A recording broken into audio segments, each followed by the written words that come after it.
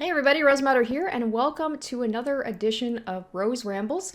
This is a series where I sit down in front of the camera, I pick a topic, and I just kind of rant and rave about it without a script. And seeing that it is almost Valentine's Day, I figured let's sit down and let's talk about some of my favorite waifu and husbandos in video games.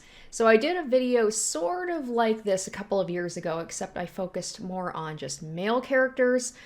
So I'm pretty proud of it. I still think it's quite good in my opinion. So if you guys would like to check out my, hottest male characters, it is going to be linked somewhere on screen and down below.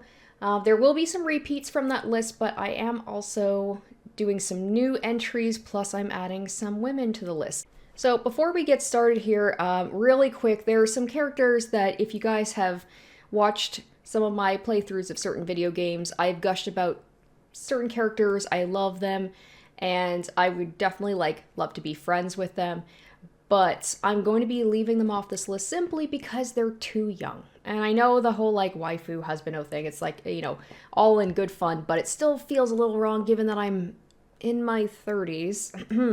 And a lot of characters that I, from video games that I play are like high schoolers. But if they were older, I think that they would be great candidates. But I can't in good conscience put them on my list. So I'll rattle off a couple of characters that I really love, like Mion Sonozaki from Higurashi, Badler Ushirimiya from Umaneko, Sonia Nevermind from Danganronpa, and what we'll call the punk-ass blonde boys with a heart of gold trope. So like Ryuji from Persona 5, Yoshiki from Corpse Party, and Fuyuhiko from Danganronpa. So those would be some of the characters that if they were older, they would be on the list, but we're going to leave them off, but I love them nonetheless. Anyway, we're going to go ahead, let's go ahead jump into my favorite waifu and husbandos from video games. Okay, so for the first character on my list, if this game had been out when I had made my initial hottest guys list, he would have been an absolute shoo-in, and that is Jin Sakai from Ghost of Tsushima. Now, I love this game. It is probably one of the best games I've played in the past 5 years or so, and if you don't know what this game is about, it follows Jin Sakai, who is from the Sakai clan, which is a clan of samurai, and he is trying to defend his homeland from the Mongolian invasion. And samurai have a very, inherent code of morality and honor, and in order to defeat the Mongolians, he kind of bends those rules a little bit. So being a samurai, like I said, he does have his morals. He is a very honorable person. He is very, he's kind. He helps people out. He has a lot of honor and wants to protect his homeland and the people that live there. He's selfless. He goes out of his way to, help anybody in need. But he's not, faultless. And I love a good three-dimensional character, and you can definitely kind of mold him into a character who might be a little bit more on a gray scale of honorability and do things that, he might not normally do. But he's doing it for a good purpose. It's the whole thing about, it's for the greater good. And also it doesn't hurt that he is just a very handsome man. He has a very, deep, soothing voice, and I just love somebody with a good voice, and he has a very nice voice. He writes poetry, he plays instruments, he's good with a sword, he's an animal lover, he has a very strong connection with his horse, and you can see him, interact with animals throughout the game. He has a lot of respect for nature. So it's just that kind of he has this kind, sensitive, almost like a poet, and the arts, he's into the arts, and he's very well read, but he also has this kind of more vicious side. He's a very good fighter, and he can protect you, and he does protect basically anybody who asks for it. And the other thing that I really love about him too is that he is from a very prestigious family. He's seen as upper class, but he doesn't act like it. He will make friends with just about anybody, as long as he feels that they are good people. He will help them out, and he will be friends with them. I mean, his strongest relationship in this story, other than with his family, is with a thief named Yuna who saves him when he's initially left for dead at the beginning of the game. And they form kind of like a good camaraderie partnership. I feel like there was kind of like a will they won't they relationship. It never really happened, but I really like the two of them together, even just as like as partners. But yeah, like it does not see social status. He just wants to help anybody. And also, it doesn't help that there are certain parts of the game where you can go into the hot springs and you get a nice little look at Jin as well. And I admit that I visited the hot springs a lot because I liked the, the cutscene that you get. So, I mean, he's just really like the whole package. He's sensitive, he's kind, he's helpful, he's skilled with both the arts and with the blade. And he's not just like a completely 100% like I am bound to my morals as a samurai. He's like willing to do what he has to do in order to save his people. So he's just a really well-rounded character, and I just love him so much. And I hope that we get the sequel soon so we get more Jin. Alright, so my next choice is from Stardew Valley, and I'm going to give you guys a moment to guess. Who do you think, when I say Stardew Valley, who would you think I would pick? Did you guess maybe either Abigail or Sebastian? I don't blame you because they're very popular. I say they're probably the most popular characters to romance. You know, you've got like the kind of shy, emo goth boy who you want to kind of crack that shell and get to know him better, and then you've got the personification of the manic pixie dream girl. And I love both of those characters, but it's actually Leah. And I don't know what it was. Like when that first drawn me to her, I think it was the fact that she was just like living on her own. She's an artist. She is just doing her thing in this like little home. It's like a little cozy home, just making her sculptures. Maybe it's because she was a redhead. I just really like the look of her sprite, her character. But then like as you get to know her more, you find out more about her backstory, about how like she had a relationship with a guy named Kel who didn't support her art, so she left him and she went to pursue her artistic dream. And I really like respected that. It's hard, I know, for people to like do what they want to do. Society be damned. And like it might be rougher to do it that way, but you do it because you're passionate. And it kind of like spoke to me. And I also like the fact that she's independent. She's a very independent character, and she chooses to live on her own and just do things her own way. And she doesn't doesn't need a relationship. She doesn't necessarily need other people. And she seems like a complete person on her own. Like some of the other characters, you feel like you really have to help them out, and like solve their problems. And she's not without issues. You know, she definitely has some trepidations, and she is nervous about selling her art in the town because she's afraid people won't like it. And I also like, I sympathize with that, and I understood too, because it was hard for me, it still is hard for me to kind of go out of my comfort zone and do things that might be scary and new, and I don't know how they're gonna go.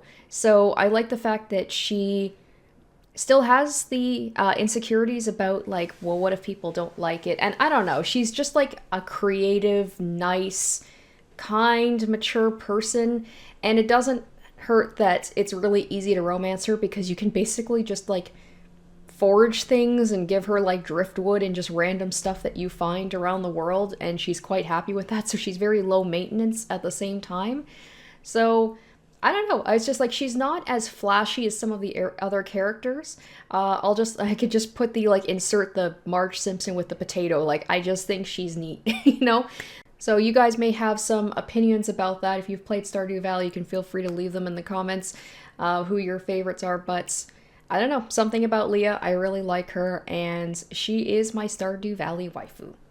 Alright, the next character on my list, he's definitely a bit of an oddball, a bit of a quirky character, but that's what makes me love him, and that is Herlock Holmes from the Ace Attorney Chronicle games. So this was a game that took forever to come to North America because, of course, like Sherlock Holmes, there was a whole issue with the trademark and with legal issues, but finally we got to play the game a couple of years ago, and I absolutely loved them, and Herlock is a reason why. It's a big reason why I love the game so much. So it is kind of a spin-off of the Phoenix Wright series. It follows Ryunosuke Naruhodo, who is kind of like a descendant of Phoenix Wright, and it's same kind of idea, like you're solving crimes and defending people. And your sidekick, or one of your sidekicks, is Sherlock Holmes, and people who know the Sherlock Holmes characters, I'm going to get those names mixed up, I apologize, is he definitely has like his quirks, and he can be a little bit of a difficult person to kind of like figure out and get along with, and that was definitely the case with his character. Like he just comes on the scene and he immediately like takes control, and like he just assumes everybody knows who he is. He has a little bit of an ego. I say a little bit, he has a lot of an ego. And he just assumes that everything he says is correct. And this was a character who gave me a lot of mood whiplash, who just, I would be amused with him one moment, I would be kind of annoyed with him, I would just think he's straight up an asshole sometimes, and then he would say something and I would love him again. Like, he is a very boisterous character, like, he just kind of fills up the room, he just does all these weird things, like, he'll be hanging off of a chandelier, he'll be, like, perched on top of stuff when you walk into a room. He's just an oddball character, and you can't make heads or tails with him sometimes. But then, the more you get to know his character, like he develops a really awesome bromance with the main character, Ryunosuke, and you find out that he's basically the adopted, he has like an adopted daughter. He's looking after the daughter of someone that he used to work with who has gone missing. So he's not a great father figure because he's got his own issues, and like he doesn't really take things seriously all the time, but he's trying his best. And I'm just a sucker for a person who takes on the father figure, the parental figure of a child and looks after them. It shows like their nurturing side. So he also has like great fashion sense. I just love like all his looks. I love his floofy hair. He's just such a fun character. He can play the violin. He's a genius, obviously. He's definitely more of a character where I'm like, I put him on the list as a husbando. I think as an actual like long-term relationship, he'd be insufferable. I think he'd be more fun like in small doses. I think he'd be like a fling, a friends with benefits situation. But like I don't know about an actual relationship, because he'd be the type to just kind of find something that interests him, and he would just bugger off for a couple of months and you would never hear back from him again. He just kind of he just moves to the beat of his own drum, and it's something that I find really refreshing and fun, but also as a relationship probably wouldn't be the best. So maybe not necessarily husbando material, but I love him all the same. He's just cute, and he's entertaining, and he's fun, and he's kind, and in his own way, helpful and stuff like that. He's just a great character, and I just love him so much. Alright, so I'll just put a bonus out there from the Phoenix Wright series is actual, the main character Phoenix Wright himself. In his normal games, I never really felt anything for him. He's a great character. I love his character, but, no attraction, really. But, oddly enough, in the spin-off Apollo Justice, so it follows a completely different lawyer, and it turns out in that game, Phoenix Wright, he got disbarred from being a lawyer. I believe he presented false evidence without realizing it, or fabricated evidence, so he was stripped of his lawyer badge, and he's fallen on hard times, and he's become what has been affectionately known to, the fans as Hobo Phoenix, and oddly enough, something about him as Hobo Phoenix, I was just like, oh, who's this? I didn't even know it was him at first when he was introduced. It took a while for me to realize that was actually Phoenix Wright, and I was just and then I felt kind of dirty. That I was like, oh, I can't believe I thought he was attractive, because it's just I don't know, just I don't know what it was. Maybe it was the scruff, the I don't give a fuck attitude. He had this kind of little bit of a smirk to him, a little bit of attitude. Similar situation to Herlock. In this game, he has an adopted daughter who he just dotes on and loves, but he's also a little bit of a dick. And I don't know why, but something about that whole thing about like he's just a little bit rough around the edges this time rather than like pristine goody two shoes Phoenix. And I'm like, I don't know what it was, but it was like that whiplash of just like, whoa, something's a little different here, and I like it. So I figured I'd just add that as like a little bit of a bonus entry. All right, so here is a little bit of an interesting entry because I'm going to put two people on the list together because it feels like I have to put them together because they're just so perfect together. So it's actually a couple. And I know it's kind of weird to include a couple, and these two characters are just so perfect together that it almost feels wrong to kind of simp for them because it feels like I'm getting in the way of their relationship. But that is Giselle and Michelle from The House in Fata Morgana, which is a visual novel that I've played on the channel. And these two characters are just, they're just amazing. And the game does a great job of like having you get to know them individually and together. Individually, they're great characters all the same, but together, I just feel like they just fit together so well, and they're just so much more strong and like even more lovable together. So Giselle is she's just such a ray of sunshine. She's just, the whole thing is how she has a beautiful smile. She's always smiling. She's trying to stay positive, even in like horrible situations. She's not had a good life. Nobody in this game has had a good life. Like, they all have their issues, but she did eventually, like, throughout the game, she does kind of get beat down into submission, and she loses that smile, and she kind of loses herself, but then once, like, she met Michelle, like, everything changed, and she was, like, back to the way that she was, and she's just, I don't know, she's just, like, a little cinnamon roll, and I love her so much. And so is Michelle. Michelle is definitely, like, he's more kind of, like, a standoffish character. He's more quiet, more subdued. He's a little bit more like a little more gloomy and quiet, but he has a good heart throughout the whole game, even without like meaning to or trying to. He helps other people. That's just the type of person that he is. He's also been through horrible things in his life, but even then he tries not to hold it against the people who did that to him. And it's just the fact that he doesn't draw attention to himself, and even though people tell him he's a good person, he just kind of brushes it off. Like, that in itself tells you that he's a good person. I feel the people who kind of go on about how good of people they are and all the good things that they do, you're like, okay, you're doing this for a reason. He just does it out of the goodness of his heart. And they just bounce off of each other so well. Like, she kind of gets him to open up, and he also, like, brings the best out of her. And Michelle is just so, like, lovably dorky and awkward, too, and because he has lived a lot of his life in solitude, so he kind of forgets how to talk to people. And I just love, like, the interactions he has, and I love that Giselle kind of pokes fun at it, but also encourages him to, like, opened up to people. And I just love them. I love them so much. I love them, like I said, separately as characters, but I love them even better together.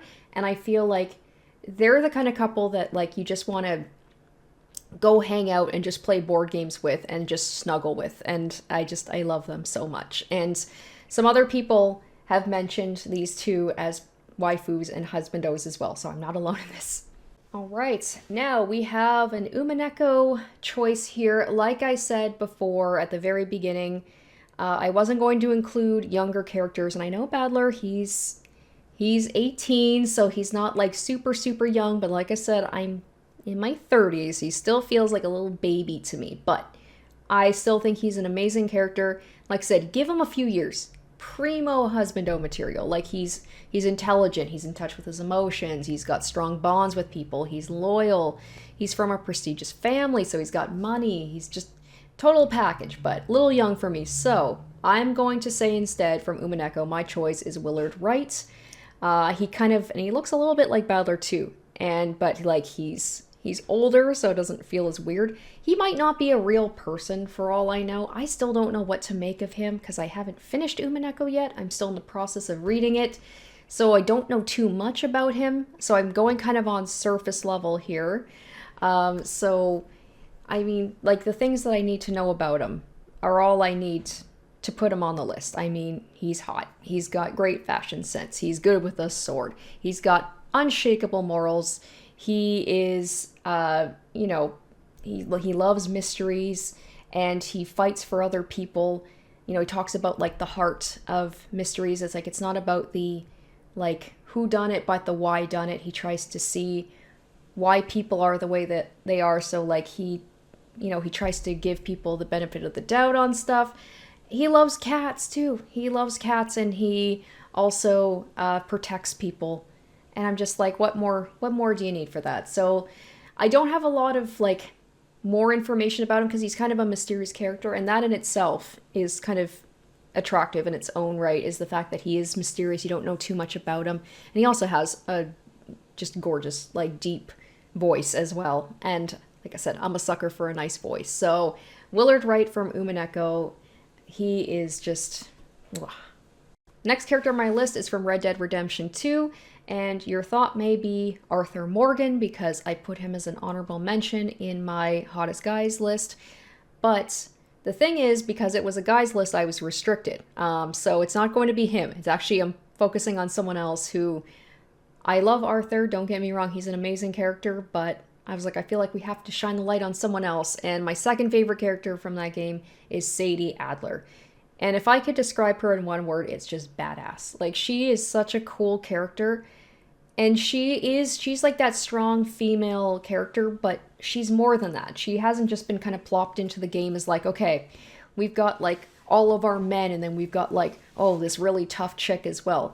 Actually, all of the women in the game, I feel like they're cool and badass in their own way, because like living in that world of Red Dead Redemption 2, you kind of have to be pretty tough, and a lot of them are tough in their own way, but like Sadie she's my favorite because you get a lot of backstory on her. Like you start off the game at the very beginning with her husband being killed by the O'Driscolls, which is like a rival gang of like our main characters.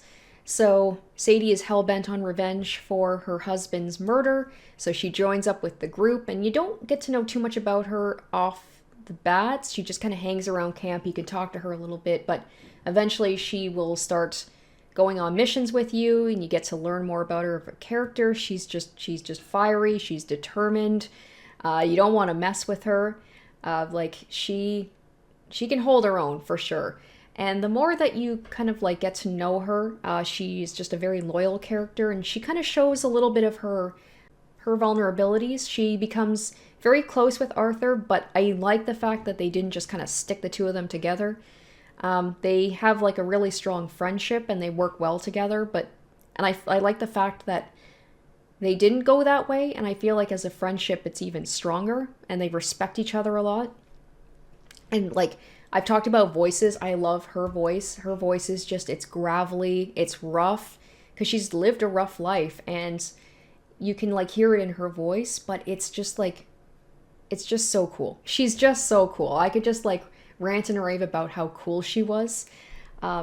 She is a character where she could have her own game. I know that there was like some post-game stuff where she becomes a bounty hunter, so you get to see her a little bit more, but I feel like she could easily have her own DLC, or make her like the first female protagonist of a Red Dead game. Like the fans, they already know her, they love her. I feel like she could easily carry a game like that. And also the fact that her character has the same name as my dog, that's just a bonus. So there's somebody that longtime viewers of mine are probably surprised hasn't come up yet. Don't worry, I'm going to talk about it right now. Of course, it's Akasaka from Higurashi. Come on now. You guys, if you've watched my Higurashi, you know I just gush about him. I love him so much. He's just, he like literal perfect husbando. You know this because like you see him as a husband and as a father, and he's amazing. So Akasaka, he is a police officer, and you see him in different times too. So you get to see him like as he grows and progresses as a character. So he starts off as kind of like a greenhorn. He's like a new police officer. He's a little unsure of himself, but even from the beginning, he has very strong morals, and he wants to protect people, and he wants to serve and like do the best that he can do. And he helps out Rika, who's like this little girl, and is like determined to save her and protect her as best as he can, because he has a wife at home who's also pregnant, so he feels very attached to this little girl. And Rika tells him about how she's going to die, and begging him to help her. And in different timelines, this is very confusing. I apologize if you guys have not, played Higurashi. She dies in different timelines and he can't do anything about it, and he feels the guilt from it, especially as he has his own daughter later on. And he just laments about the fact that he couldn't protect this little girl. But finally, in the future, in the perfect timeline, he's able to finally do what he set out to do and save her. I just love that. Why is it about these father figures? I just love the guys protecting children. It just unlocks something in me. And he goes from being kind of a little bit of a scrub to he becomes this total badass. He becomes very proficient in fighting and martial arts, and he's just he's so good. He's so good. I was just there's this moment. I'm gonna put it in the video here because it's a very classic moment from my playthrough when Akasaka comes back and he saves Rika, and I lose my mind. It's like he's a shonen character, a shonen hero who's been dropped into a psychological horror visual novel. It doesn't feel like he's fits, but it doesn't matter because he's so cool that you're just happy to have him there. And then the first thing she'd see when she opened her eyes would be her beloved friends. Damn it! Damn it, this is all going so bad. Oh. It happened all of a sudden. The man with the syringe spun twice in the air, Akasaka, and dropped to the ground. Akasaka, nobody, including Okanagi, could understand the sudden phenomenon. It defied the very laws of physics. Rika couldn't understand either. The man who was holding Rika from behind spoke up. Yay! And I even pulled up, because I was interested, I was looking up clips of Akasaka for the video, and I actually found the anime version of this moment where he comes in and he just kicks all sorts of ass. And it's even better. The description in the visual novel is great, but to actually see it happen is even better. So I just he is always going to be one of the tops for me. He's just such a badass, and we're gonna forget about the recent Higurashi anime. That didn't happen. You will not taint my memories of him. I refuse. So yes, Akasaka, you guys probably were expecting him on the list, and here he is. Alright, and finally, my last character for my list. He is a classic. I don't think he's ever going to be topped in my opinion. He's so amazing, and he was #1 on my hottest guys list. He's going to be #1 here too. It's Leon Kennedy from the Resident Evil series. I mean, I've loved this guy since he first showed up in the original Resident Evil 2 back in 1998. How do you beat that? I mean, he's also perfect husbando material. I mean, come on, he is.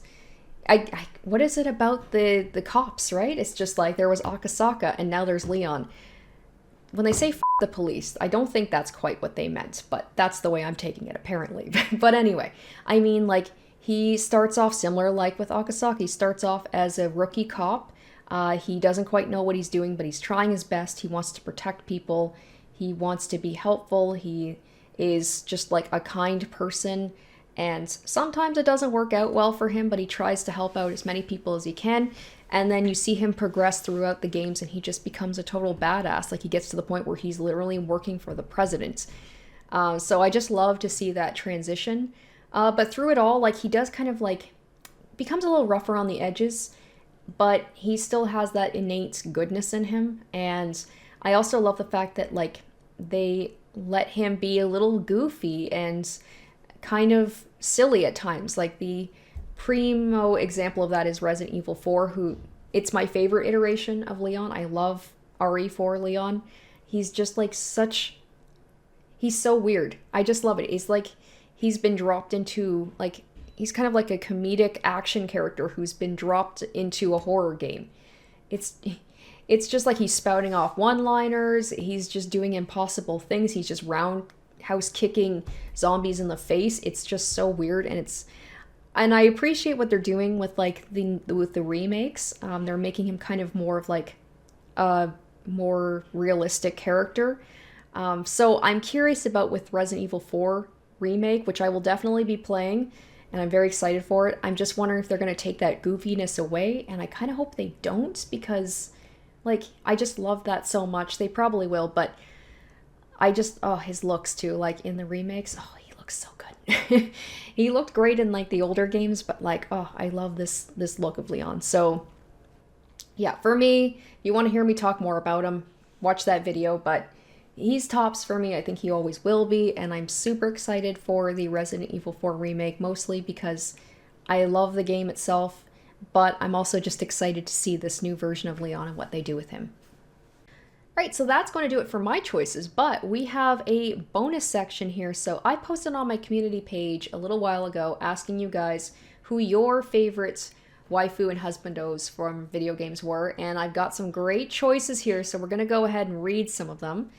So we have quite a few loving Beatrice, and I feel kind of silly that I didn't put Beato on my list, but I didn't want to do multiple characters from one game. But we'll read some of them. So, Sharakovu6904, my beloved witch Beatrice. I remember not wanting to play Umaneko because I didn't like her design for some reason. But after I finally played it, I liked her character so much. I was never into funny villainous characters, but I really liked her. And I had big hopes she would develop and become an even more lovable character. At the end of episode 3, I remembered feeling so betrayed and confused, yet intrigued. In the end, Beatrice became my absolute favorite, and by far best written character I've come across. Other characters I adore are Michelle from the House of Fata Morgana and Mion from Higurashi. This person has good taste, because, I mean, I've put some of those people on my list too. And then we also have Moonlight Sculptor 4175, who also agrees with Beatrice. Probably my favorite heroine in fiction. I feel you've taken a long way in the journey from the first episode to the last, and your feelings for her evolve as more and more is uncovered. By Confession of the Golden Witch, you can't help but want to give her a hug. So, agreed. Like, that's a character who goes through a whole lot of character development. And I love me some good character development, so very good choice, Beatrice. And speaking of people that were on my list, we also have some Akasaka simps in the comments as well. So, Kokomomo, Akasaka absolutely takes prize for Best Husbando. I am choosing to ignore how Go and Sotsu utilized him and focus solely on his character in the visual novels. Thank you. Agreed. Absolutely. The fact he was fighting so desperately to save a child he wasn't even related to, and how his dedication helped contribute to the miracle that saved Rika and her friends, was very touching. Okay, and speaking of some of my other choices here, Kirigiri491, Sonia Nevermind, my beloved princess. Her personality is so nice, she's always thoughtful of everyone and is considerate of their feelings. She has no malice in her heart and is a pure character. She's smart, beautiful, funny, and kind. She's the entire package. I find it cool that despite her royal status, she just wants to be like everyone else, and she doesn't think she's superior. Let us not forget how adorable her relationship with Gundam is. They are literally couple goals. I agree with all of that. I posted, oh god, years and years ago about my favorite Danganronpa characters, and pretty much all of that was all of my reasons why I love Sonia too. I swear I'm not picking these choices just because they agree with me, but we have Apothecary7254. As a waifu, Giselle from Fata Morgana. She's always so hopeful and positive towards everything, which would balance me out, I think. Also, in Husbando, I would go with Will from Umaneko because he has a cat. Alright, well, let's put someone in that I have not mentioned. So Adrian Lassiter 9172, putting my hat in the ring for Polly from Monster Prom as my ultimate video game waifu. She's the definition of a hot mess, and I love her for it. Her dialogue is outrageous and funny, her character design is adorable, and I love the hidden depths to her about loving literature and science and caring so much for her friends. Pollygeist, best girl, sign me up for reverse Romanian Wilkinson any day. Oh gosh, I played Monster Prom so long ago. I think I vaguely remember Polly. I liked that game. I don't remember too much about it, but I do like that game.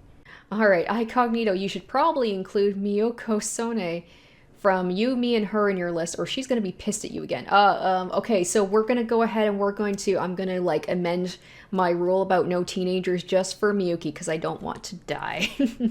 I think if we can only include characters in games you play on your channel, I would pick Kurisu Makise from Steins Gate. She's smart, cute, funny closet nerd, there when you need her.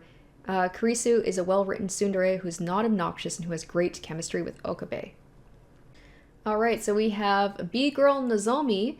The ultimate imposter from Danganronpa 2 is the best husbando, and here's why. Infinite potential. He can be anyone you want. Take any form. Role-playing to the extreme. Infinite potential. Part 2. He can do anything. To be the ultimate imposter means you have to commit to the role, down to the skill set, meaning he can be the ultimate husbando so long as he commits to it. He can even be the ultimate waifu if he wanted. The ultimate imposter is not vain. Deep down, all he wants is to share a bond with someone who loves him for who he is. A real stand-up, dedicated, selfless guy. He gave everything to protect his class. Imagine what he would do for someone special. Last but not least, bigger is in fact better. Hey, that is good points. Very, very good points.